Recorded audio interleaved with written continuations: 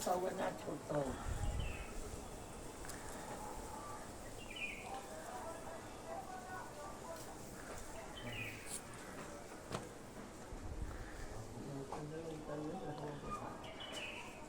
কোনো परेशानी नहीं बोलो तुझे बैठे